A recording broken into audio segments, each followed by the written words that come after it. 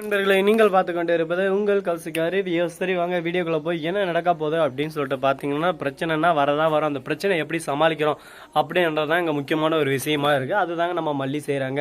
ராஜேஸ்வரி வந்து இந்த எல்லா சதி திட்டத்தையும் செஞ்சிருது அப்படின்னு சொல்லிட்டு ராஜேஸ்வரி தான் சொல்லிட்டு விஷயம் நம்ம மல்லிக்கு தெரிய வருது. அதை தட்டை உடச்சி காட்டி கொடுத்துட்டாங்களா அப்படின்னு சொல்லிட்டு பார்த்தீங்கன்னா தெரியாமல் வந்துருச்சு மேடம், நான் இப்போ க்ளீன் பண்ணிடுறேன் அப்படின்னு சொல்லிட்டு க்ளீன் பண்ணுறாங்க தவிர அவங்க எந்த ஒரு ரியாக்ஷன் தரல. சரி ஓகே இருக்காளேன்னு சொல்லிட்டு அந்த கோர்ட்டில் வாதாடுவார்ல அந்த நபரை கூட்டின்னு கரெக்டாக போகிறாங்க. அந்த கரெக்டாக கூட்டின்னு போயிட்டு என்ன சொல்கிறாங்க அப்படின்னு சொல்லிட்டு பார்த்தீங்கன்னா இதோ பாருங்கள் சார், நீங்கள் எப்படி வாதாடுவீங்க என்ன பண்ணுவீங்களோ அதை பற்றி எனக்கு தெரியாது.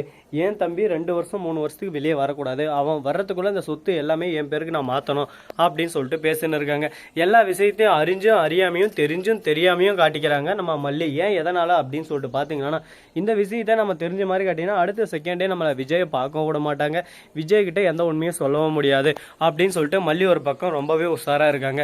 பரவாயில்லையே மல்லி இந்த அளவுக்கு ஒரு பக்கம் உஷாராக இருக்காங்களே அப்படின்னு சொல்லிட்டு பாராட்ட வேண்டிய விஷயம் தான். அதே சமயத்தில் மல்லி இப்போ என்ன பண்ண போகிறாங்க, எப்படி இந்த விஷயத்தை விஜய்க்கு தெரிவிக்க போகிறாங்க அப்படின்றதாங்க கொஸ்டின் மார்க்காகவே இருக்குது. இந்த கொஸ்டின் மார்க்கு நடுவில் மறுபக்கம் என்ன நடக்குதுன்னு சொல்லிட்டு பார்த்தீங்கன்னா நம்ம விஜய் இருக்கார்ல, அவர் வந்து ஜெயிலேருந்து ரொம்பவே ஃபீல் பண்ணிருக்காரு. என்னடா மல்லி நம்மளை பார்க்கவே வரலையே, மல்லிக்கு நம்ம மேலே கொஞ்சம் கூட காதலே இல்லையா, நம்ம இதுக்கு முன்னாடி பண்ணோம்னு சொல்லிட்டு மல்லி பழி வாங்குறாளா அப்படின்னு சொல்லிட்டு தவறான ஒரு புரிதலாக ஒரு மனசுக்குள்ளே அவரே விதைச்சிடுறாரு. சரி இதுக்கு மேலே என்ன நடக்க போகுது ஏது நடக்க போகுது, இந்த பிரச்சனை இப்படியே தான் ஒரு பக்கம் ட்ராவல் பண்ண போதா அப்படின்ற ஒவ்வொரு விஷயத்தையும் நாம் கண் கூட தெரிஞ்சுக்க போகிறோம். அது மட்டும் இல்லாமல் நம்ம விஜய் இருக்கார்ல, அவருக்கு ஆதரவாக வாதாட ஒரு எப்படியான ஒரு வக்கீலை ரெடி பண்ணோம். யார் அந்த வக்கீலாக இருப்பாங்க அப்படின்னு சொல்லிட்டு நம்ம மல்லி இருந்து தீவிரமாக ஒரு பக்கம் தேடின்னு இருக்காங்க. அன்னபூர்ணிக்கிட்டே சொல்லி வைக்கிறாங்க. அன்னபூர்ணி அந்த சமயத்தில் எனக்கு தெரிஞ்ச ஒரு தம்பி இருக்கார், அப்படியே சும்மா வாதாடத்தில் வேற லெவல். என்ன இப்போ அவர் ஜட்ஜையாவாக இருக்கார், அவர்கிட்ட பேசி பார்க்கலாம், அவர் இருந்துன்னு இதை புரிஞ்சுப்பாரு அப்படின்னு சொல்லிட்டு சொல்கிறாங்க.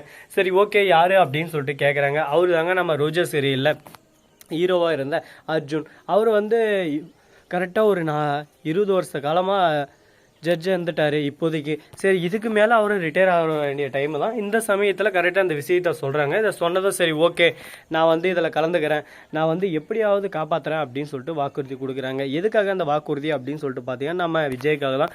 ஏன்னா விஜய் இவருக்கு ரொம்பவே வேண்டியவர். அது மட்டும் இல்லாமல் விஜயோட அப்பா வந்து நம்ம அர்ஜுனுக்கு ஃப்ரெண்டுங்க. இந்த விஷயம் தெரிஞ்சவங்க நம்ம அர்ஜுன் வந்து கண்டிப்பாக நான் வாதாடுவேன் அப்படின்னு சொல்லிட்டு முடிவு எடுத்துடுறாரு. மறுபக்கம் என்ன நடக்குதுன்னு சொல்லிட்டு பார்த்தீங்கன்னா இந்த விஷயம் காத்து வாக்கில் ராஜேஸ்வரி காத்து போடணும். என்னது அர்ஜுன் சார் அவர் வந்தவரானா அப்படியே சும்மா கலகலத்துருமே. அதுக்கப்புறம் கோர்ட்டு ஒரு பக்கம் நடுநடுங்கி போயிடும். எல்லாமே மல்லிக்கும் விஜய்க்கும் சாதகமாக வந்துடும். இல்லை இதை இப்படி விடக்கூடாது, இந்த பிரச்சனையை வந்து நான் இப்பயே முடிச்சு அடிக்கணும், இது எப்படியாவது நான் எதனா ஒன்று பண்ணுமே அப்படின்னு சொல்லிட்டு தீவிரமாக யோசிச்சுன்னு இருக்காங்க. அந்த வக்கீல் கிட்ட சொன்னோம் நான் வந்து இப்போதைக்கு அந்த கேஸ்லேருந்து விலகிறேன், அதுக்கப்புறம் ஒரே அடியாக அந்த கேஸில் என்ன போட்டு தள்ளுவாங்க, நான் இனிமேல் இந்த கேஸ் வாதாட மாட்டேன் அப்படின்னு சொல்லிட்டு வாங்கின 10 லட்சத்தை கையில் கொடுத்துட்டு போயிடுறான். ராஜேஸ்வரிக்கு மூச்சே ஒரு பக்கம் விட முடியல, மூஞ்செல்லாம் வேகுது ஒரு பக்கம், என்னடா இப்படி ஆகி போச்சேன்னு சொல்லிட்டு. ஏன்னா அந்த அளவுக்கு பயங்க, யார் சும்மா சுலுக்கி எழுப்பார். இப்போ வேற செம்ம மாசா கிளாஸாக இருக்காரு. அவர் நினைச்சா எல்லாமே இங்கே தலைகீழ மாற்றிடலாம். நேர்மை யார் பக்கங்குதோ அவருக்கு மட்டும்தான் போராடுவார். என்னதான் அவர் பெரிய ஆளாக இருந்தாலும் இந்த பக்கம் தப்புன்னு சொல்லிட்டு தெரிஞ்சோன்னா தப்பாக இருக்கிற பக்கம் ஒரு செகண்ட் நிற்க மாட்டார். அடுத்த செகண்டே அந்த கேஸாவே தலையில மாற்றிட்டு தப்பானவன் மேலே கேஸை திருப்பிவிட்டு அந்த இடத்துலேருந்து வந்து நேர்ந்துருவார்.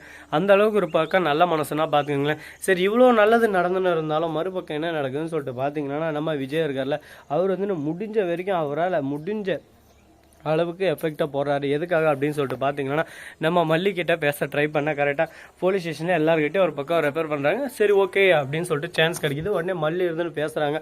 உடனே பார்க்கணும் மல்லி வந்து எப்படி இருக்குங்க விஜய் நல்லா இருக்கீங்களா, நான் போலீஸ் ஸ்டேஷனுக்கு வந்துகிட்டே இருக்கிறேன், ஆனால் என்னை வந்து போலீஸ் ஸ்டேஷனில் உங்கள் கூட பேசவே நான் அலோவ் பண்ணல, நான் ரொம்ப ட்ரை பண்ணேன் உங்ககிட்ட பேசலான்னு சொல்லிட்டு, ஆனால் என்னை யாரும் அலோவ் பண்ணல அப்படின்னு சொல்லிட்டு எல்லா விஷயத்தையும் சொல்கிறாங்க. இதை கேட்டதும் ஷாக் ஆயிடுது விஜய்க்கு ஒரு பக்கம். என்ன மல்லி சொல்கிற அப்படின்னு சொல்லிட்டு, ஆமாம் உங்கள் அக்கா கூட தான் வந்தேன், அவங்க என்னை அலோவ் பண்ணல. இதை கேட்டது விஜய் ஷாக் ஆகிடுது. அவங்க ஏன் இந்த மாதிரி பண்ணிருக்காங்க, எதுக்காக பண்ணிருக்காங்க ஒன்றும் புரியலையா மல்லி, அவங்க வேறு லெவலில் சதித்திட்டம் தீட்டின்னு இருக்காங்க, உங்களை ஜெயிலே வச்சுட்டு ஒரே அடியாக அந்த சொத்தை எல்லாமே அவங்களே ஆக்கிரமிச்சிடலான்னு சொல்லிட்டு பிளான் பண்ணிருக்காங்க. இதை எப்படி எனக்கு இது பண்ணுறதுன்னு சொல்லிட்டு தெரியல. அதனால தான் நாங்கள் அர்ஜுன் சாரை போயிட்டு என்ன இருக்குன்னா, அர்ஜுன் சார் உங்களுக்காக வாதாடுறேன்னு சொல்லியிருக்காரு, இந்த கேஸ்லேருந்து உங்களை வெளியே எடுக்கிறது ரொம்ப ஈஸின்னு சொல்லியிருக்காரு, இந்த காசை யார் வித்ட்ரா பண்ணாங்க அப்படின்ற ஒவ்வொரு விஷயத்தையும் நாங்கள் தெரிஞ்சுக்கினா போதும், அடுத்த செகண்டே எல்லாமே இங்கே சுமூகமாக முடிச்சிடலாம் அப்படின்னு சொல்லிட்டு யோசிச்சுன்னு இருக்காங்க. இப்போ என்ன பண்ண போகிறாங்க ஏது பண்ண போகிறாங்க, இவங்களோட திங்கிங் அப்படியே சுமார் ராக்கெட் ஸ்பீடில் ஒரு பக்கம் வேகமாக போயின்னு இருக்குது நம்ம மல்லியோட திங்கிங். எதனால் அப்படின்னு சொல்லிட்டு பார்த்தீங்கன்னா இன்னும் ஒரு 1 வீக் விட்டாவே போதுங்க.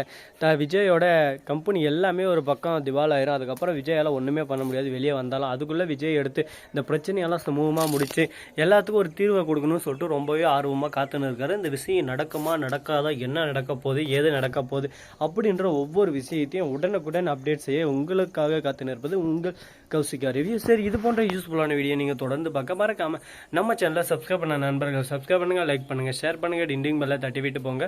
அப்போ தான் நான் போகிற அடுத்தடுத்த வீடியோ உடனுக்குடன் வரும். மிக்க நன்றி. தேங்க்ஸ் ஃபார் வாட்சிங். Tata, see you. நன்றி, வணக்கம்.